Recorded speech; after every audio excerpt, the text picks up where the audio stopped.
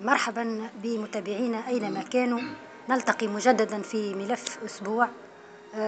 يبدو أن هذا الأخطبوط الفساد الذي استشرى في إدارة تونسية زمن النظام البائد ما زالت بعض أصابعه متواجدة على الساحة، ضاربة عرض الحائط بكل المواثيق الدولية لحقوق الإنسان. فكيف لقضية طلاق إنشاء أن تبقى 5 سنوات منشورة أمام القضاء، ورافعها غير قادر على تطليق زوجته بسبب ما أسماه بفساد المنظومة المحيطة بالقضية؟ معنا السيد مصطفى الشرودي في سابقة من نوعها في قضية طلاق، عاجز إلى يومنا هذا عن الفوز بالحكم. سي مصطفى، لو كان تعرفنا بروحك. مصطفى الشرودي من جبيل، كنت مقيم بالخارج. عندي ما يقارب 30 سنة. أيوة. واليوم يعني أنا ضايع هنا في بلادي كمواطن تونسي في قضية طلاق إنشا اللي وقع نشرها ونشرتها في 1/7/2010 في المهدية، وفي المكتوب ما عادش نتفاهموا مع بعضنا. وما كنتش نتوقع أنه مش نتفاجئ بعصابة شبكة عنكبوتية متاع فساد منظمة باش يدمروا لي حياتي اليوم ويرأسها. أنا من غير ما معناها نتراجع في الأقوال متاعي، من تونا نتسائل علاش فتحي المولدي المحامي. سامحني سي مصطفى، لحظة بلحظة. فما حكينا أنه فما اعتماد وثائق مزورة من تسجيلات. معرفش القضية كانت في المهدية، حولها إلى تونس بحكم لفائدة الزوجة العاقر وناشز. كيف صارت؟ الوثائق هذه اللي مقدم لي القضية متاعي الأستاذ أحمد علي المسلمي، ما مشيناش للمهدية بدون وثائق أو مستندات. المستندات هذوما اللي قدمها أحمد علي المسلمي ما همش وثائق يعني مزورة أو مدلسة لدى السلطات القضائية باش ما يقعش التنصيص عليهم في الحكم. أني نتساءل اليوم السادة القضاء اللي باشروا القضية هذه، اللي هما سي عبد الجليل بكوش، سي معز اليوسف، يعني سمعتوك في 2010، علاش ما يطلقوش المرأة بالإنش؟ شنو الصفة القانونية؟ شنو الفصل القانوني اللي يمنعني باش ما نطلقهاش؟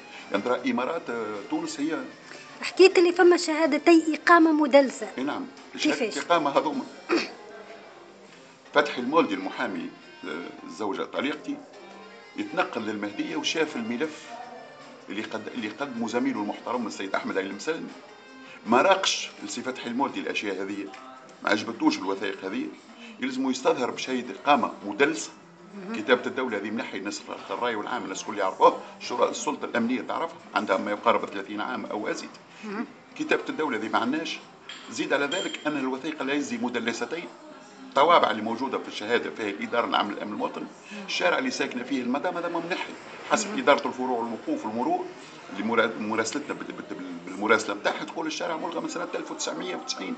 حكيت لي فما معناتها شهايد رسمية مسحوبة ومدلسة. كيفاش؟ هذوما الشهايد هذوما بطلب من شكون طلبها الشهايد الإقامة هذه؟ عندما جابت ضابط عارفة كرني معالجة استدعاء على الزلس تقول أنها ساكنة في منلول الشجبنيانة، ناشز من محل الزوجية. العدل المنفذ سلمها رقيمها مباشرة في منطقة إخلاط منلول ولاد عبد الله أين تقيم. ضابط عارفة نفس العنوان، تقول نفس العنوان. كرني معالجة كيف والكرني المعالجة لهنا للتذكير، يعني ما نجمش نخرج لها كرني معالجة بحكم اني مانيش مسؤول عليها. هي مسؤول على روحها في اداره الفلاحه في المنطقه اللي ساكنه فيها بحكم انها فلاحه مخرجه شهاده، بحكم انها مقيمه. فهم السلطات الاداريه نتاع التابعه وزاره الشؤون الاجتماعيه يعرفوا ذلك. يعني عمري كان توكلت باش نخرج لها شهاده توكيل بطاقه كرني معالجه. هالوثائق هذوم الكل خوها سي الحبيب هذاي اللي هو تسبب في الفساد هذاي في القضيه هذه وفي تدمير الحياه الزوجيه، والمتسبب الرئيسي في الانفصال بينه وبين اخته، هو اللي كان السبب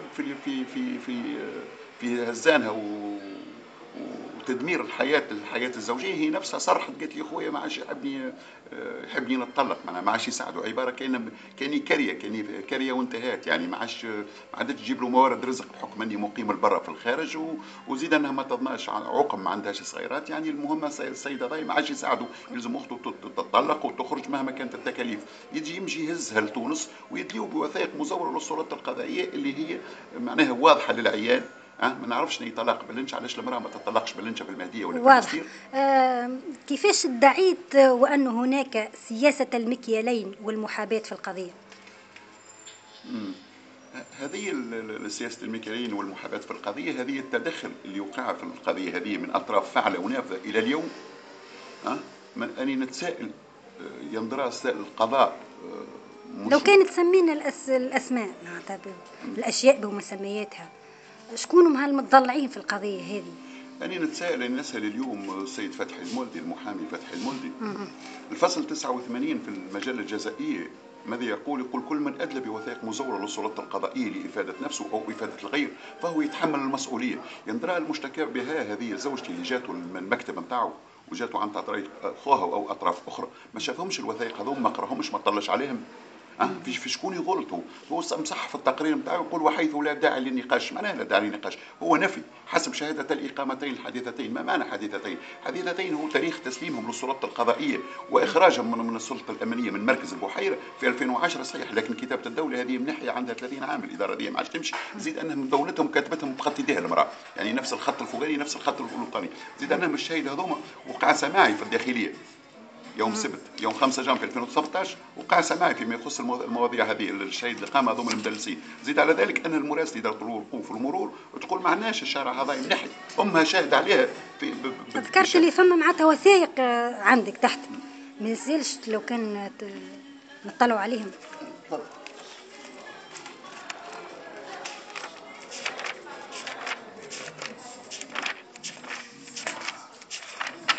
هذه الشهاده اللي امها شاهد عليها انه الشارع ملغى، واضح. تعريف بالامضاء في البلديه، هذه ادلى به فتحي المولدي محامي الزوجه في الملف نتاعو. يقول: لا داعي للنقاش في مسألة محسومة قانونية حسب شهادة الإقامتين الحديثتين. نهج كيباك سابقا الثاني سابقا. واضح.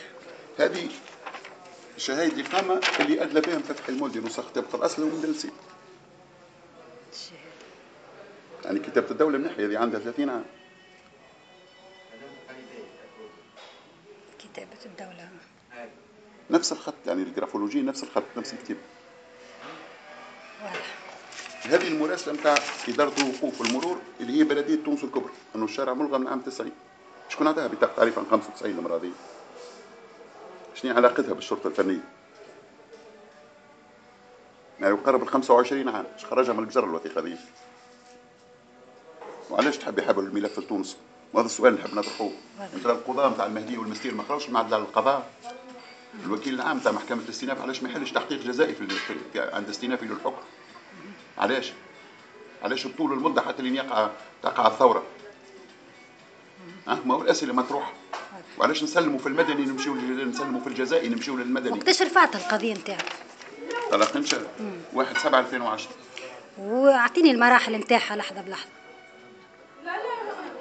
معناها التقاضي تم في المهدية حسب المستندات اللي قدمها محامي سي أحمد علي المسلمي. أيوة. ما يقعش التنصيص عليهم في الحكم. ضابط عارفة باش مرات تجي تهز البشرة من دار زوجها، كرني معالج استدعاء للجلسة إلا الاستدعاء اللي تسلم خوها يعترف أنها مقيمة في خلاط ملول شريط عبد الله. والحكم وقتاش اصدر؟ في 23 لحظة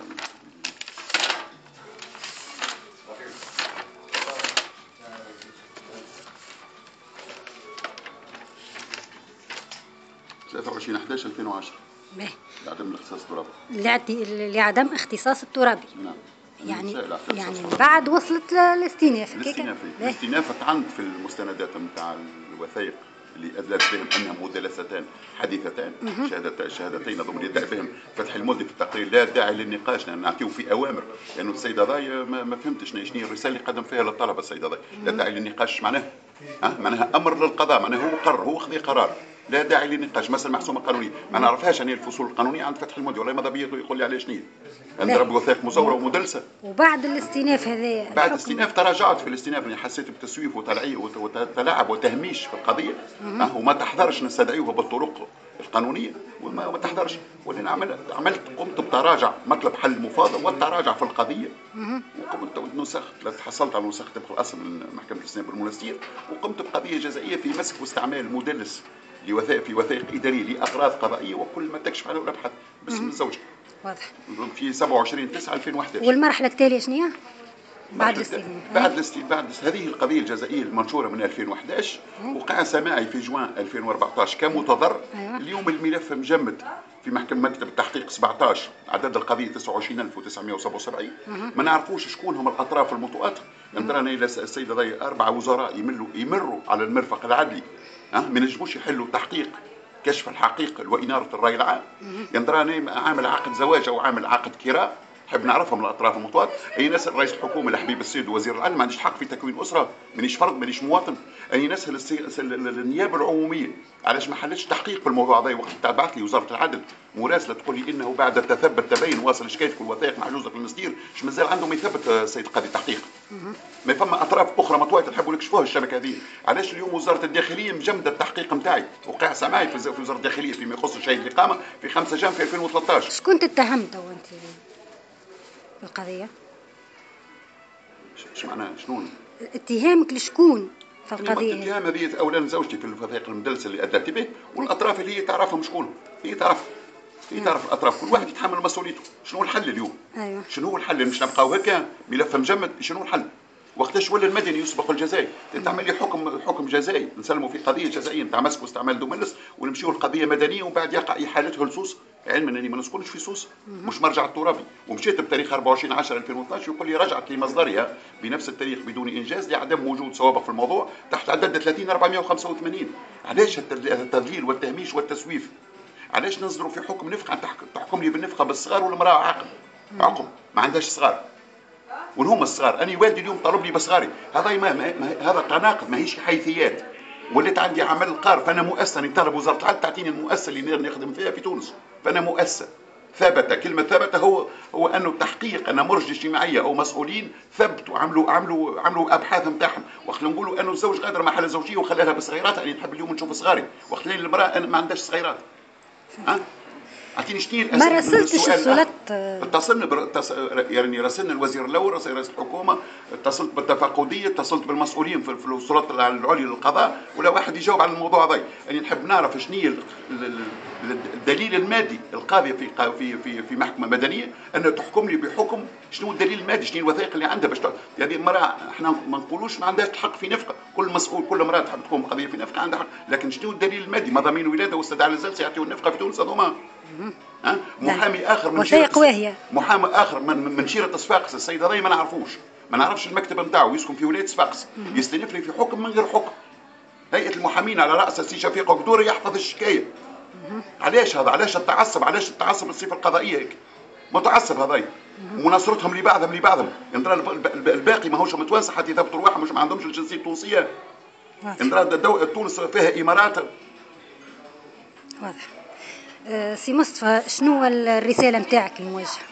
أنا اليوم أنا سائل شنو هو الحل إذا ما تمش تبقى قضيتي مجمدة في التحقيق؟ شنو هو الحل اليوم؟ ما عنديش حق في أسرة؟ ما نحبوا نعرفوهم العباد هذوما المتقاتل اليوم شكون؟ يلزم تكشف الحقيقة، وكل من يتحمل مسؤوليته. واضح. شكرا على متابعينا أينما كانوا. سنلتقي مجددا في ملف آخر، وإلى اللقاء.